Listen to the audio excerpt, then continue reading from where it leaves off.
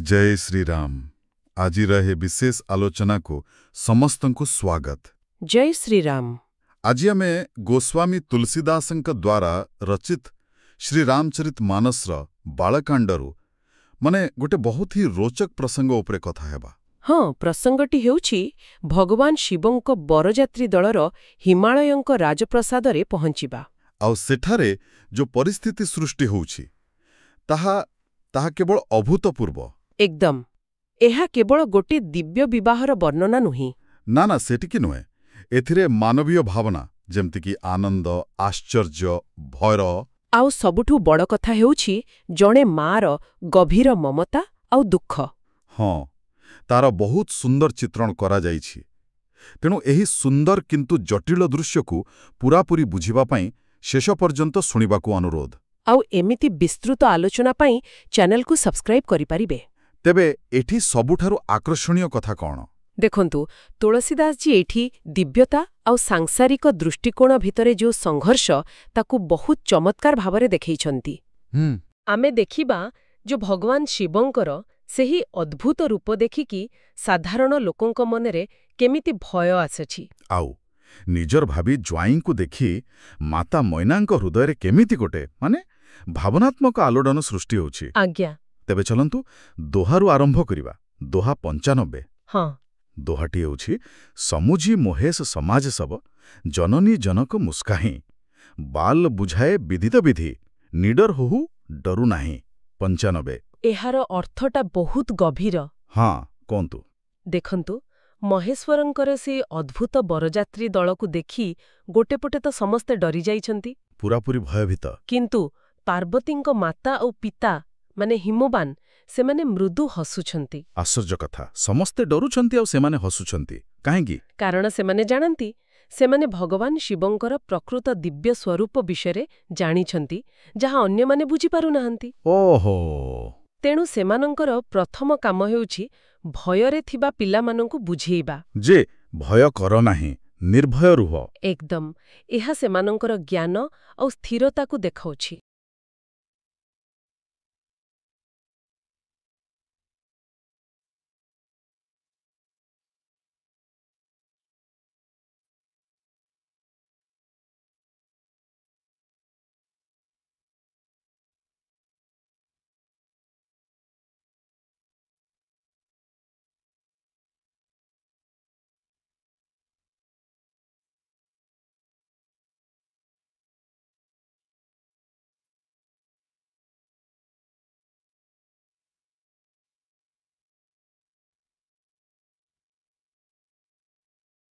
अच्छा, एबे चौपाई अड़कु जीवा। एठी दृश्य बदलुछि। एबे बरजात्रींक स्वागत समारोह। प्रथम चौपाई लई अगवान बरात ही आए दिए सब ही जनबास सुहाए मैना शुभ आरती समारी संग सुमंगल गावही नारी। एठी गोटे पूरापूरी पारंपरिक विवाहर स्वागतर चित्र। हाँ, सबु किछि परंपरा अनुसारे। आज्ञा। बरजात्री दलकु स्वागत करागला आउ सुंदर बासस्थान माने जनवास दियागला। आउ माता मैना से तो मंगल आरती थाली सजेई अन्य महिला मानक सांगरे मंगल गीत गाउछंती। माहौल पूरा आनंदमय।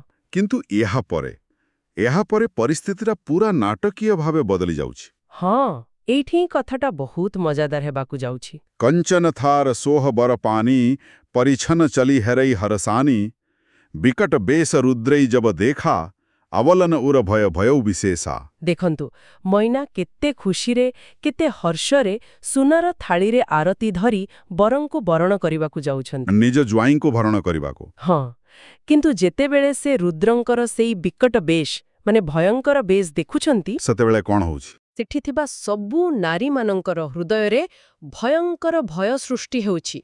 विशेष शब्दर अर्थ हेला एहा साधारण भय नुहे, ताहेले एहा एक प्रकार आतंक थिला। आउ एहार प्रतिक्रिया तो निश्चय तत्क्षणात थैतिबो। एकदम। भांगी भवन पैठी अति प्रासा गयो महेशु जहां जनवासा मैना हृदयम भयो दुखु भारी लिहनी बोली गिरीश कुमारी। तेबे समस्ते डरिकी घर भीतर को पड़ेले। हाँ, दौड़ी पड़ौछंती। आउ अन्य पटे देखंतु महेश्वर केते शांत। ସେ ଶାନ୍ତ ଭାବରେ ନିଜ ପାଇଁ ଉଦ୍ଦିଷ୍ଟ ସ୍ଥାନକୁ ଚାଲି ଯାଉଛନ୍ତି। କିନ୍ତୁ ମାତା ମଇନାଙ୍କର କ'ଣ ହେଲା? ତାଙ୍କର ହୃଦୟ କେବଳ ଭୟରେ ନୁହେଁ ବରଂ ଗଭୀର ଦୁଃଖରେ ଭରିଗଲା। ଦୁଃଖ? ହଁ, ଦୁଃଖ। ସେ ଭାବୁଛନ୍ତି ତାଙ୍କର ଏତେ ସୁନ୍ଦରୀ ଝିଅ ଏମିତି ଗୋଟେ ଭୟଙ୍କର ଦିଶୁଥିବା ଯୋଗୀ ହାତରେ ପଡ଼ିବାକୁ ଯାଉଛି। ସେଥିପାଇଁ ସେ ତୁରନ୍ତ ନିଜ କନ୍ୟା ଗିରିଜା କୁମାରୀ ପାର୍ବତୀଙ୍କୁ ଡାକୁଛନ୍ତି। ଆଜ୍ଞା, ଏହା ଗୋଟେ ମାର ହୃଦୟର ବେଦନା। ଆଉ ପାର୍ବତୀଙ୍କୁ ସେ ଯାହା କହୁଛନ୍ତି ସେଇଟା ବହୁତ ହୃଦୟ ବିଦାରକ। ଶେଷ ଚଉପାଇଟି ଶୁଣନ୍ତୁ। ହଁ, କୁହନ୍ତୁ। ଅଧିକ ସ୍ନେହ ଗୋଦ ବୈଠାରୀ, ଶ୍ୟାମ ସରୋଜ ନୟନ ଭରେ ବାରି, ଯେହି ବିଧି ତୁମହି ରୂପ ଅସି ଦୀନ୍ହା, ତେହି ଜଡ଼ ବରୁ ବାଉର କସକିନା। ଏଇ ଦୃଶ୍ୟଟି ଏହା ଅତ୍ୟନ୍ତ ଭାବପ୍ରବଣ। ସେ ଏତେ ସ୍ନେହରେ ପାର୍ବତୀଙ୍କୁ ନିଜ କୋଳରେ ବସେଇ ଦେଉଛନ୍ତି। ଆଉ ତାଙ୍କ ଆଖି ଲୁହରେ ଭରିଯାଇଛି। ହଁ, ତାଙ୍କ ପଦ୍ମପରି ଆଖି ଲୁହରେ ଭର୍ତ୍ତି। ଆଉ ସେ ସିଧା ବିଧାତାଙ୍କୁ ପ୍ରଶ୍ନ କରୁଛନ୍ତି। କ'ଣ ପ୍ରଶ୍ନ କରୁଛନ୍ତି?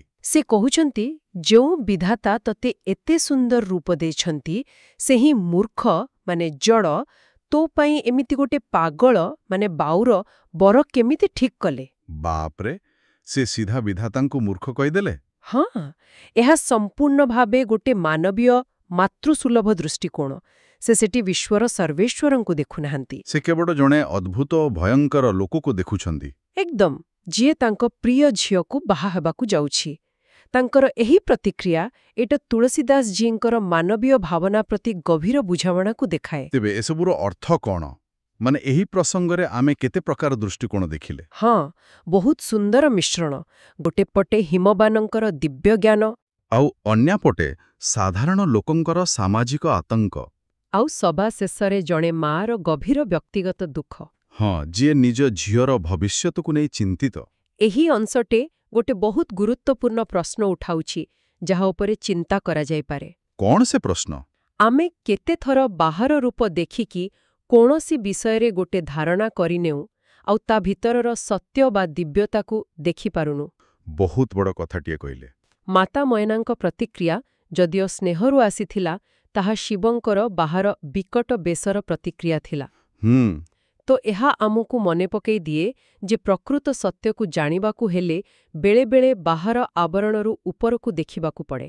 ଯଦି ଏହି ଆଲୋଚନା ଏକ ନୂଆ ଦୃଷ୍ଟିକୋଣ ଦେଇପାରିଛି ଆଉ ଶ୍ରୋତାମାନଙ୍କୁ ଭଲ ଲାଗିଛି, ତେବେ ଏହାକୁ ଲାଇକ୍ ଏବଂ ଅନ୍ୟମାନଙ୍କ ସହିତ ସେୟାର କରିବାକୁ ଅନୁରୋଧ। ଯାହାଦ୍ୱାରା ଭଗବାନ ଶ୍ରୀରାମଙ୍କ କୃପା ଲାଭ ହେବ। ଆଉ ନିଜର ଭକ୍ତି ଦେଖାଇବା ପାଇଁ କମେଣ୍ଟ ବକ୍ସରେ ଜୟ ଶ୍ରୀରାମ ଅବଶ୍ୟ ଲେଖନ୍ତୁ। ଏହି ଦିବ୍ୟ ବିବାହ କାହାଣୀରେ ଆଗକୁ କ'ଣ ହେଉଛି ତାହା ଜାଣିବା ପାଇଁ ଆମର ପରବର୍ତ୍ତୀ ଆଲୋଚନାକୁ ଅପେକ୍ଷା କରନ୍ତୁ। ଜୟ ଶ୍ରୀରାମ। ଜୟ ଶ୍ରୀରାମ। ଆପଣ ଶୁଣୁଛନ୍ତି ରେଡିଓ ତୋଷାଳୀ, ଆମ ମାଟିର ସ୍ୱର।